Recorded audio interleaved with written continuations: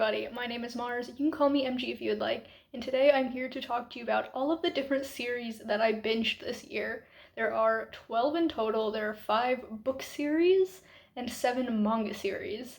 So that's quite a lot to talk through. Why don't we get into it? Starting off in the 12th place spot, we have the first series that I binged this year, and that was The Graces by Laura Eve. I read this in January. It is a duology. I used to own The Graces, and that's just because it had a beautiful cover. I knew I didn't like it after I read it when I first got it, and I still decided to keep it because the cover was gorgeous. But then I was like, you know what? I don't think that's a good enough excuse anymore. It's been several years of me having this book on my shelf, and I didn't even like it.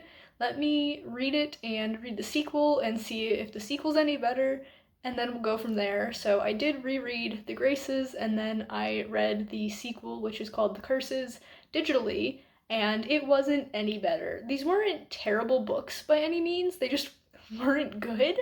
And so I was like, you know what? That's it. I got rid of it. I put it in a little free library. So as much as I adore the cover, it is no longer living on my shelves, and I feel good about that decision. At number 11, we have Wolf Children, Ame and Yuki, which is a 3-volume manga series that I read in August as part of the Summer Scare readathon, and this was okay. I did enjoy it more than The Graces, which is why it's bumped up a little bit, but not much more. I gave both Graces books a 6 out of 10, and these 3 volumes of this manga, I gave 2 of them a 6 out of 10 and 1 a 7 out of 10. I thought the middle volume was quite good, but the beginning of the first volume and the end of the last volume were both so rushed that it kind of just felt weird.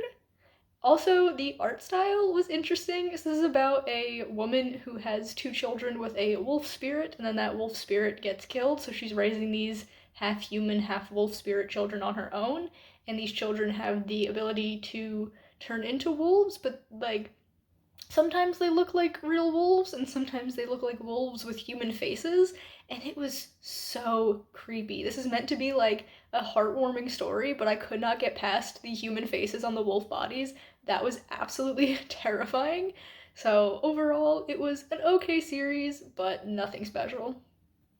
Then in the number 10 spot, we have Crisis Girls, which is a 2-volume manga series that I read in May. And I liked this more in concept than I did in execution. It was still an enjoyable read, but I feel like we weren't really delivered the premise we were promised. This was supposed to be about 3 girls with these supernatural powers that kind of like take care of the city in times of crisis, like they defeat monsters and stuff, but the people also kind of fear them. But it really only follows one of the girls, and then the other 2 come in very late in the series, and I just wish we got to see more of the 3 of them. So for that reason, I couldn't rank it super highly, but I still thought this was a fun little series.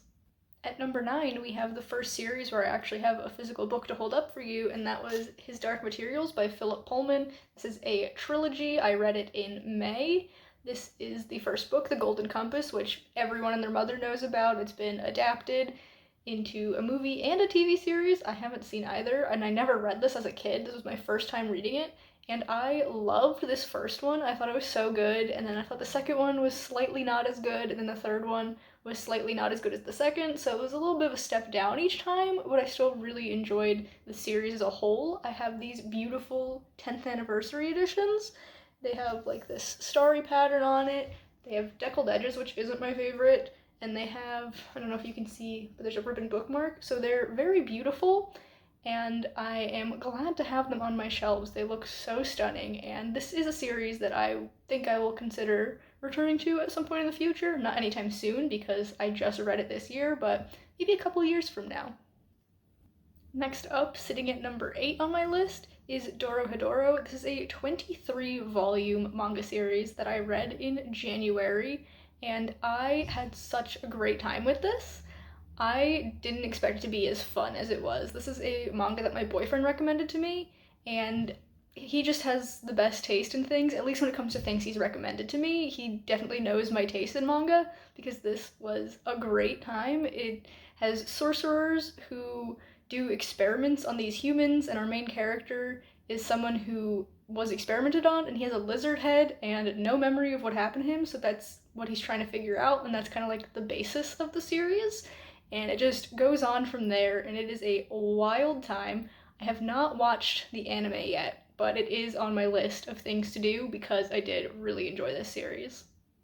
In the seventh place spot, we have the Parasol Protectorate series by Gail Carriger or Carriger. It's been months and I still have not figured out how to pronounce her last name, but I read the series in August. It's a 5-book series, and I absolutely adored this first one, Soulless. I gave it a 10 out of 10. I thought it was absolutely perfect. The rest of the series, still really, really good, absolutely fantastic. I think the lowest I gave any of them was an 8 out of 10, which is still great, but they just didn't live up to this first book, in my opinion. This is a historical steampunk fantasy, and it takes place in Victorian London, and there are vampires and werewolves and ghosts, and our main character is soulless, which means she has the ability to negate supernatural powers, and it's just a really, really fun time. I had a great time reading this whole series. It was maybe a bit much to binge, but I mean, I did it, and I still really enjoyed it. I hate the covers of these books. I don't like when real people are on covers. Well, most of the time. There are definitely exceptions to that, but I really don't like these covers, but I'm glad that the content inside is much better than them. At number 6, we have Secret, which is a 3-book manga series that I read in October. This was recommended to me by my friend Manok. I kind of just put out an open call for suggestions. I was like, I want horror, I want manga, I want it to be short and completed. And Manok was like, here you go, read Secret. And I'm really glad that I did. I had a great time with this. The twists were very well laid out. Like I was following along with all the foreshadowing, but it didn't feel cheap when they arrived, if that makes sense. Like it still felt like a shock, and I really enjoyed this. I want to read more of this mangaka's other works, but I have not heard the best things about them. The consensus on the internet seems to be that this is his favorite, or like his best series. This is the most favorite of his readers, and I don't know if checking out the other ones after I read this one is the best idea because I don't want my opinion to change, if that makes sense. So I might read them, I might not. Either way, I still thought this was thoroughly enjoyable, and if you like horror that's like realistic, like there's no supernatural elements or anything to this, it's kind of like a murder mystery, then I would recommend checking this out. Then we have Summer Ghost, which is a 2-volume manga series, and I read this in August, also as part of the Summer Scare Readathon, same as the Wolf Children manga, and I really, really enjoyed this. I cried at the end. It is quite sad, but also so well done. My only complaint is that I think it could have used a little bit more length. It does feel a little bit rushed, but not too bad. And I would recommend reading this if you're a fan of Your Name or Weathering with You. It definitely feels in the same vein as those, either the movies or the manga. I haven't actually seen those movies yet. They've been on my list for years, but I have read the manga and I really enjoy them, and this feels similar. I believe this is also a movie or like an animated short that I have to watch because I did really enjoy the manga, so it gives me something to do. Up next, at number 4, we have Monster by Naoki Urasawa. This is a classic manga series that I'm so glad that I read. There's a differing number of volumes depending on whether you're reading the original printing or the like special editions. The special editions, there's 9 of them, and that is the digital version that I read. And oh my god, did I have a great time with this. It doesn't get the full 10 out of 10, but like it's just below that. Like it was so good. This is a psychological thriller horror about a doctor who saves a boy's life, and then that boy goes on to kill a bunch of people because he's a psychopath, and it gets so deep beyond that. It's amazing. And like with everything else, I have not watched the anime yet, even though I really, really want to, because I've heard that the anime is just as good as the manga, which is fantastic to hear. I love that, and I'm very excited. Maybe in 2025 I'll watch this and Dorohedoro and everything else, but we'll just have to wait and see. I definitely will be checking out other works by this author. Pluto, I think, is the next one on my radar. I did see a volume of it actually at a library book sale recently, but I didn't pick it up because it was number 3. I'll just read it digitally as I do most of my manga. But yeah, I'm very excited to read that because Monster was so good. And now we've made it to the top 3, and in the number 3 spot we have Noragami. This is a 27 volume manga series, and I had such a blast with this. I read this because I watched the anime first. The anime is 2 seasons and doesn't cover the entire manga, but it does cover a good chunk of it, and I adore the anime. So I was like, you know what? I need to know how this all plays out. I need to read the manga. So I did, and I'm so glad because it was amazing. I really, really loved this. I can see myself rereading this in the future as much as I rewatch the anime, which I've seen a couple of times now. But it was just absolutely amazing. It follows a god who is very unknown and he's trying to kind of make a name for himself, and he accidentally gets entangled with this human girl who is human, but because of something that happens, she ends up kind of on the spirit side of things sometimes, so they have to figure stuff out, and it's just absolutely amazing. I could not recommend this highly enough. In the number 2 spot, we have another series that I actually read in February, and that is The Lunar Chronicles by Marissa Meyer. I read all 4 books of the main series, plus Fairest, which is a prequel novella that kind of shows you the villain origin story of the main antagonist in the series. I didn't really love Fairest, but the main series is so good. The last book, Winter, is actually my favorite, but these are sci-fi fairy tale retellings. Book 1, Cinder, is a Cinderella retelling. That's pretty obvious. Book 2, Scarlet, is Little Red Riding Hood. Book 3, Cress, is Rapunzel. And then Book 4 is Winter, and that is a Snow White retelling. And it's just absolutely amazing. I was kind of nervous going into this the first time I read it, because I had read Cinder and Scarlet before doing this binge, but prior to reading those for the first time, I had tried Heartless by Marissa Meyer, which is supposed to be like a origin story for the Queen of Hearts, and I ended up DNFing it because I really, really was not vibing with it at all. And then a few months later, I was like, you know what?